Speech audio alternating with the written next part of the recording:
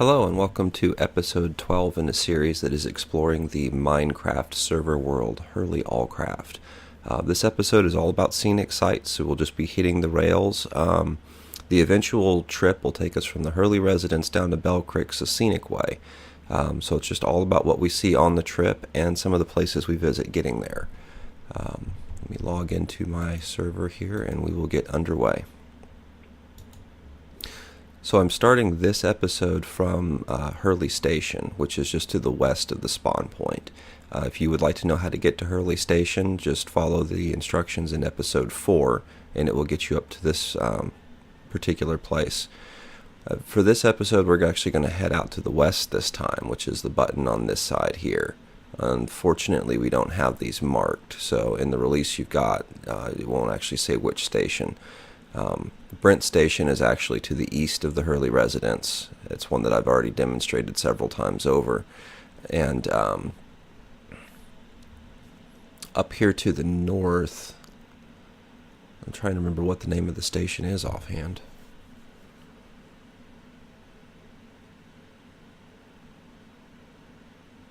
I actually don't recall. We'll have to see it when we actually get up there. Any rate, this is one of the more elevated tracks here. As you can see, we're running across kind of a hill zone. It'd be nice if the rendering would keep up with us.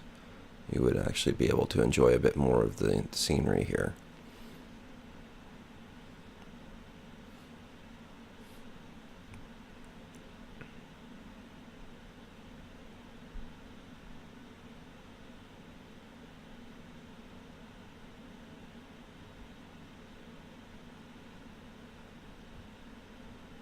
Oh, Duval Station, that's where we are.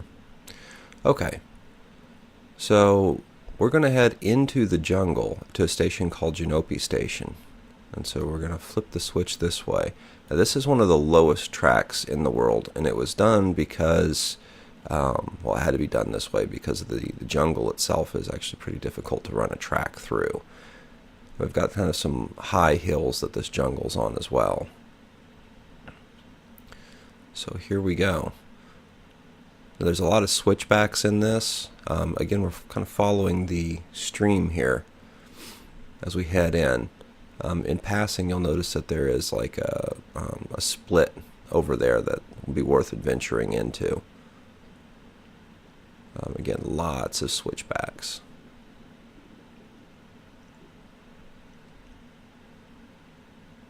The rail is lighted. I've actually done this particular passage a couple of times over in survival mode. If you do come in here, expect to get shot at by skeletons, but generally you don't have any problems with them because you're moving too fast to get hit. Okay, so here we are at Genope Station. Now, this station and the station that follows it, which I believe is called Neister Station, they are definitely not the kind of stations that we've seen in the previous 11 episodes. There are no additional rail lines out. There's just one direction and then the direction I didn't come from kind of set up here. These were more stopover points than they were intended to be railway stations. As you'll see, we don't have any kind of standard layout. We're actually built inside of a mountain here. So it's not really a railway station per se. When this was constructed, it was really intended to be kind of a home away from home while exploring the jungle. You've got a back door here, and this actually comes out to a very pretty little area just spend time fishing at. So we've got our own little lake here. We did add the waterfall. That wasn't part of this area. But the fact that we had hills surrounding it, the only thing I did was add a little bit of dirt up to this area. This was mostly filled up anyway. And then added some glowstone so that way this place stays lit at night and you can come out to enjoy it. We've got our cat running around over there. I need to get him some fish and see if I can tame him sometime. Okay, so in addition to our little private area out there, we actually do have a living quarters that's down here. It's a bit Spartan. Like I said, we didn't really use this place for permanent living space. There is a cave. It's partially explored.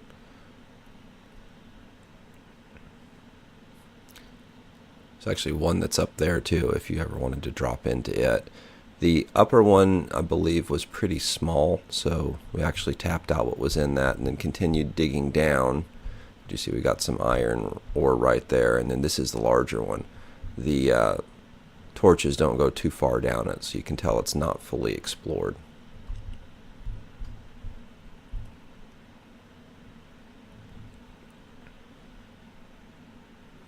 We head up and we'll get underway to Neister Station.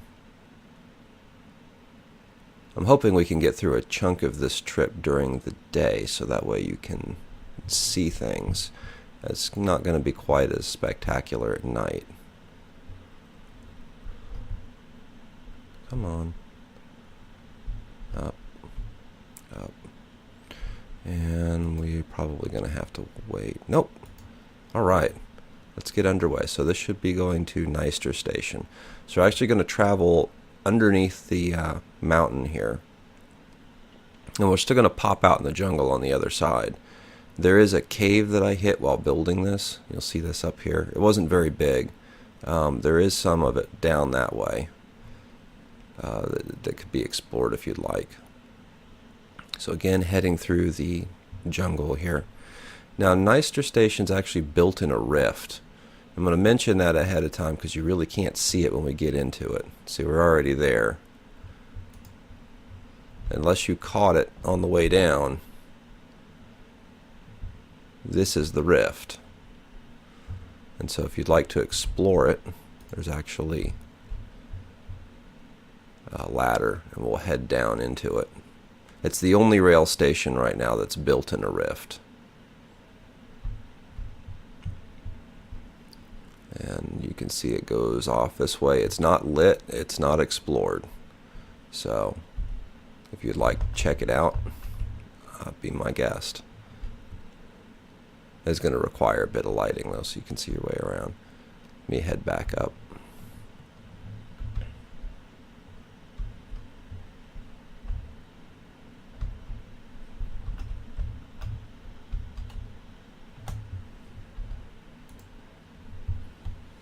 There's actually two ways out of this station as well. If you wanted to get into the jungle, you didn't want to go down into the rift, if you jump up the railway tracks here, there's actually a door. And there's a very small area we've built so you don't fall into the rift, with a ladder that allows you to get up here and into the jungle itself. There's also kind of like a back door to this station. So believe it or not, we're just about right on the coast here.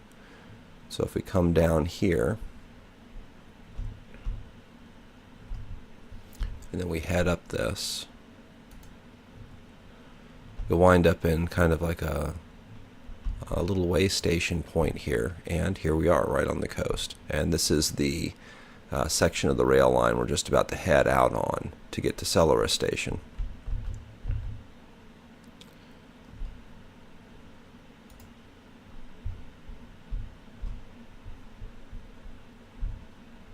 See if I can flip the hatch here. Typical. Alright, off there, up. There we go.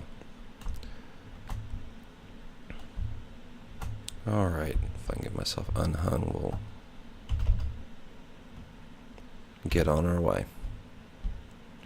And then, of course, the station here, like some of the other way over points, it's got some storage and anvil,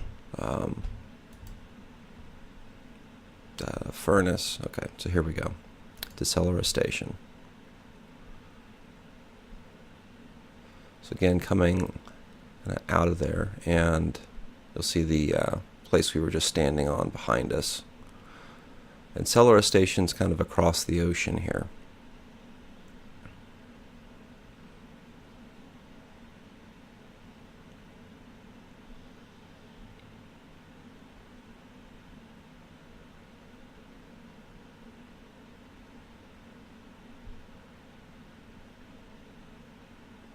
I don't want to spoil the surprise, so I'll let you see it first when we get closer to it.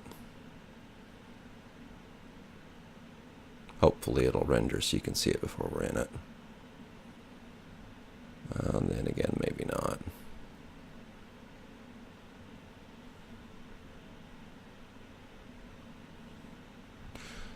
So if you didn't catch it on the way up here, we're actually floating.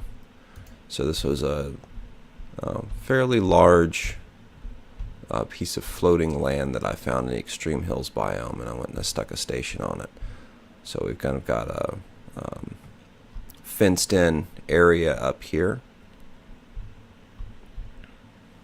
that you can walk around. We added the tree and the flowers that obviously in the water. That wasn't on the original landmass, and we did have to expand the landmass out a little bit over onto this side here since it wasn't quite big enough. Like all the stations, you can get up on top. You see, before the sun goes down, I'll just run out the thing here. If you want to get down to the land, you can actually go down this. If I can get down there before the sun completely sets, we can look up and see.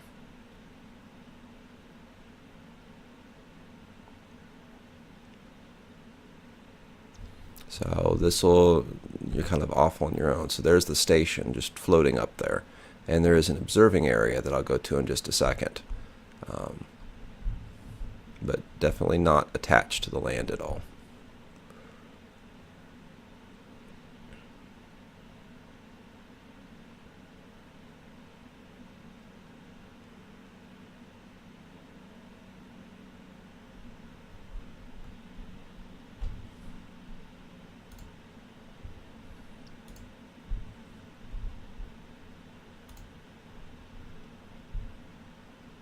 And then as the little glass area that you saw on the bottom there, you can get to it from this hatch. And this is just like a little observing deck that's slung in underneath the station itself. If you've got a good graphics card and some rendering distance, it's actually a pretty spectacular view. You've got the Extreme Hills biome. The waterfalls that you see coming out of here, remember being natural.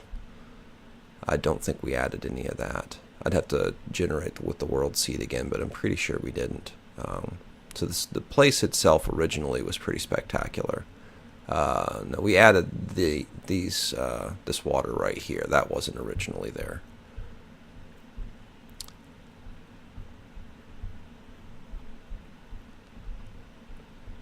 Okay, so the last leg of the trip here is going to be to Tennyson Station.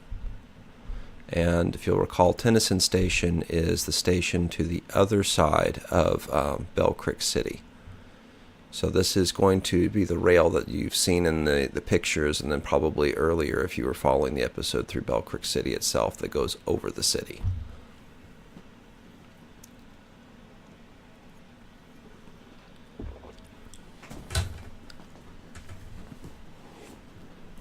Get the character to settle down here so we can hit the button and get on our way. I've got that flipped the right way.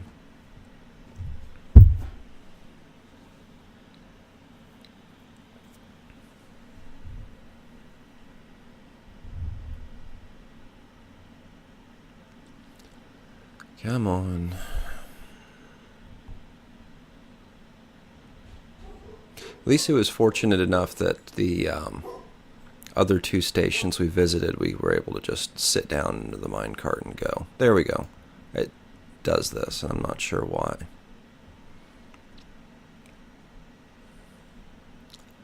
Alright, here we go. So coming in at night, probably a little bit more spectacular than during the day, just because you can see the city lit.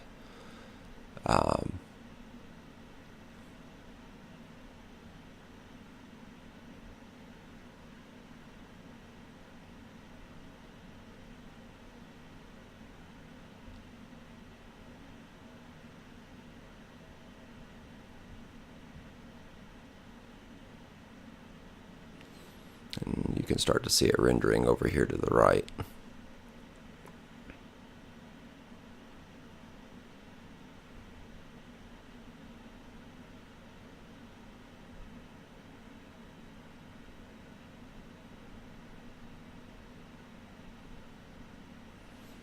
And then the rail line actually comes in, it goes right over the top of the Museum of Technology here. You can see the lit roof on it. This is actually the same design that's used on the roof of the Temple of Crafting to keep things from spawning on it, but that structure is so large you can't actually see the glowstone that was put up there. Okay, and here we are at Tennyson Station. So that pretty much concludes probably the most scenic route that you can take through the game. Definitely not saying that there's not other scenic routes, but as far as one rail route that you can take that has got a lot of things to see on it that's kind of special. Any rate, I hope you enjoyed this episode. If you like the world and you would like to download it and try it, it is freely available from MinecraftWorldMap.com, and the name of the world is HurleyAllCraft. Thanks for your time, and see you later.